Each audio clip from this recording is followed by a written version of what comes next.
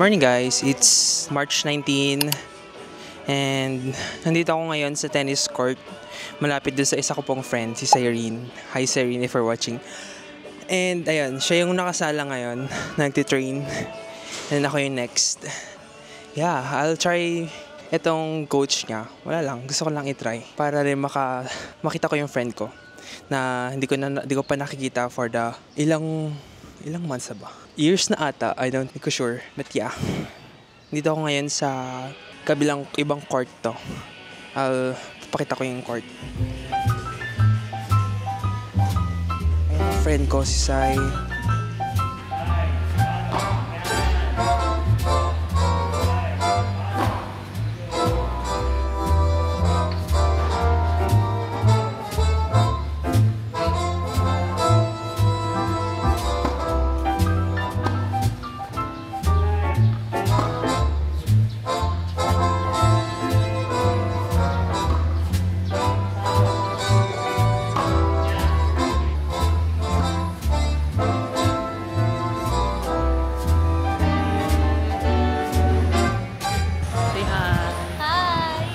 Cyrene. Ngayon lang kami nagkita. Kailan last kita natin? Birthday mo! Oo, birthday ko.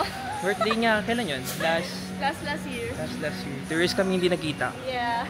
Ngayon na lang ulit.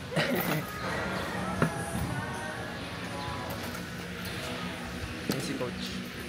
Ako!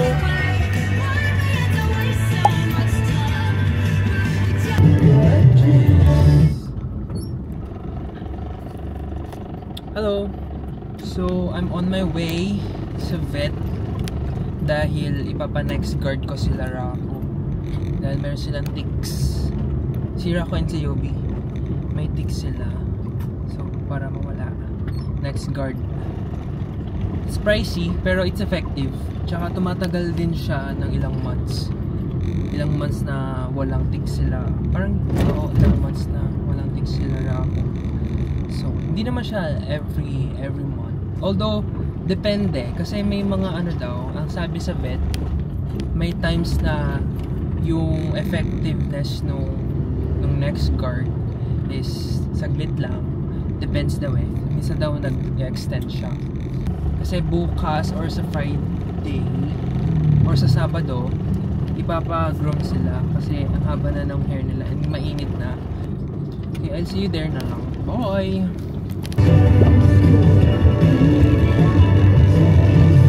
So, plot twist, sarado na yung vet clinic nung pinupuntahan namin dito. I think lumipat lang sila, pero ayan, sarado na sila and may for lease sign na. So, ayan, hinihintay ko kung loadan ni mama kasi wala akong data para ma-search ko kung saan na sila lumipat. Kasi yun nga yung vet nila na malapit, na doon yung records nila actually. Yeah, so wait ko lang yung load and then I'll go there. Naamoy mo dyan, Rako? Rako! Rako!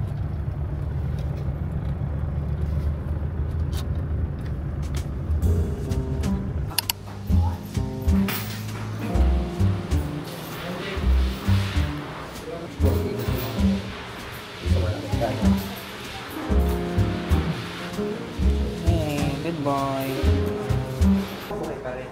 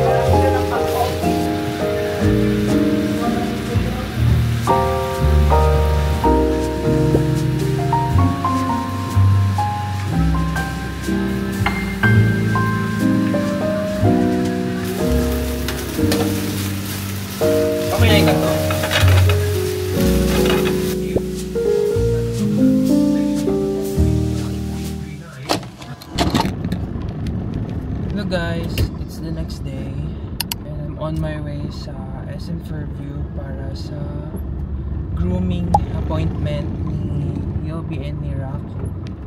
Sama ko sila. Tabi ko. Yobi!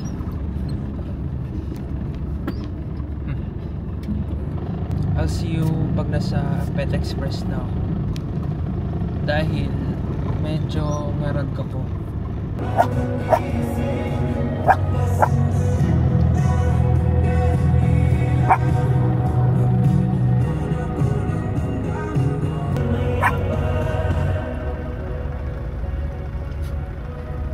Hello, so dito na kami sa SM and I just parked and alis na kami, pasok na kami dahil late na ako sa appointment. Sige, I'll see you there.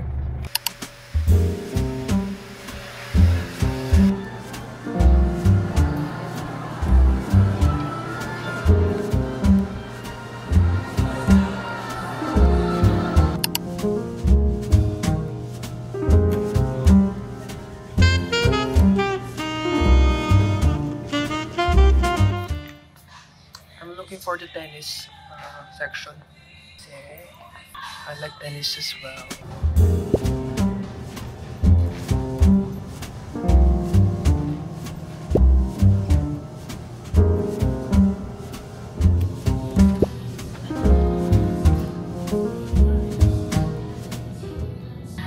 Found it.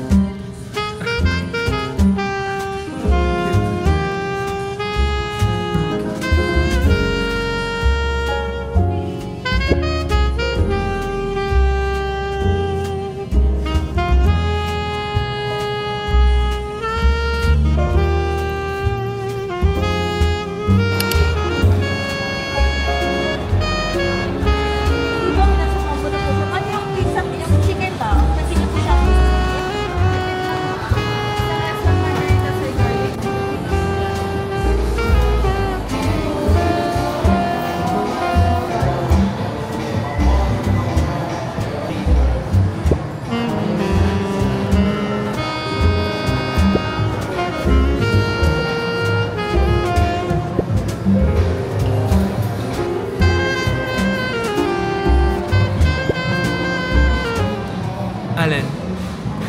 Puro ketchup yung hot sauce. May hot sauce sila? Isa lang.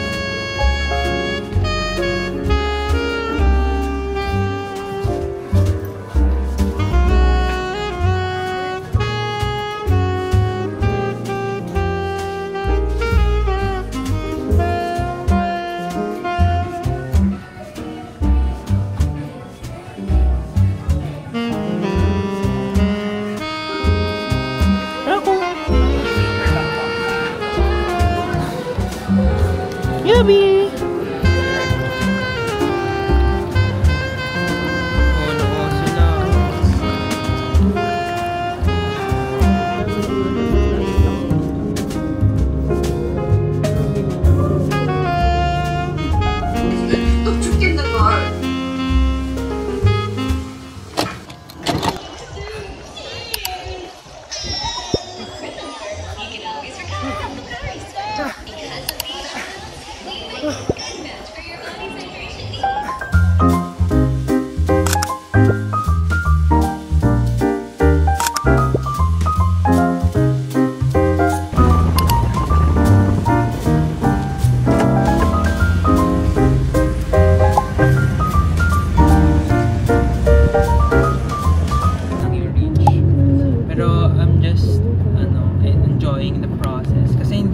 Talaga siya yung bigla-bigla na lang na ano eh. Alam mo, sinasabi nga yan ni RD na isang moment lang, one moment na magte-take ng yung momentum.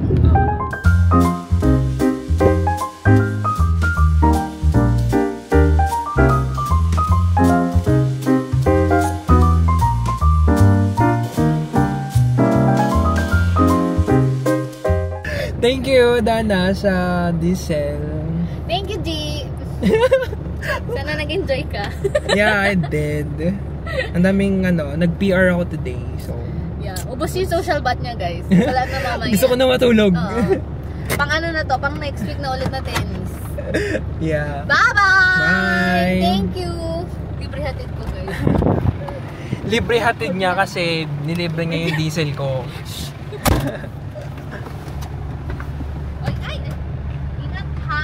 Nahulog. It's a drive. Bye! Bye! Thanks! Hello! So, kakahatid ko lang kay Dana, my friend. And, pauwi na ako, of course. I'm just proud of myself today kasi nagawa ko ang aking goal na sub 1 for 10K. Tapos bigla ako nag-sub 30 sa 5K. So, I'm very thankful for the Lord, syempre, kasi binigyan niya ako ng energy and lakas para tapusin yung 10K na yon. And thankful din ako sa body ko, syempre, kundi dahil sa katawan na ito, sa legs na to, hindi ko matatapos yung race. So it was all good. It was a nice day, and I can't wait na matulog kasi I deserve matulog. Deserve ko matulog talaga. So I just wanna say thank you ulit dun sa friend kong kanina, si Dana. I'm grateful for her kasi binigyan niya ako ng libreng diesel.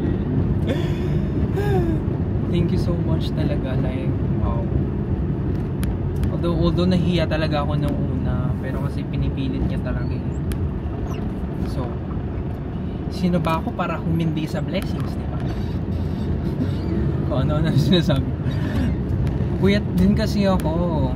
So, it's not a flex na puyat akong tumakbo. Don't do that kasi ewan ko, feel ko it's bad for your health. Pero ayun, naitawid ko naman for today. Sub 1. And ayun, I'm just happy na nagawa ko yun kasi I've been training nga rin for the past weeks na i-train yung body ko sa speed, sa easy runs, although hindi ko nagagawa yung long run, pero ayun. But yeah, I'm just happy na nagawa ko yun. And yeah, wala akong masabi. I'll see you home na lang. Bye! Or I'll see you next day. Depende pa kung may ganap ako later. Oh. Hi! It's been a day since I vlogged, and today's Monday. I'm gonna do a recovery run today.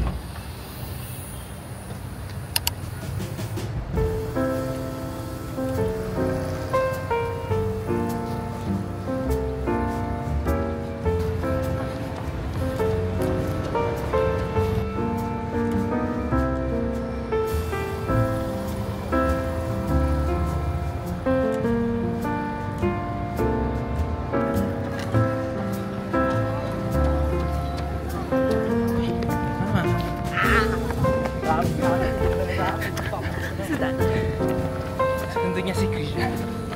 Saan? Lakad siya eh. Okay, you can walk now. Okay na. Bye-bye.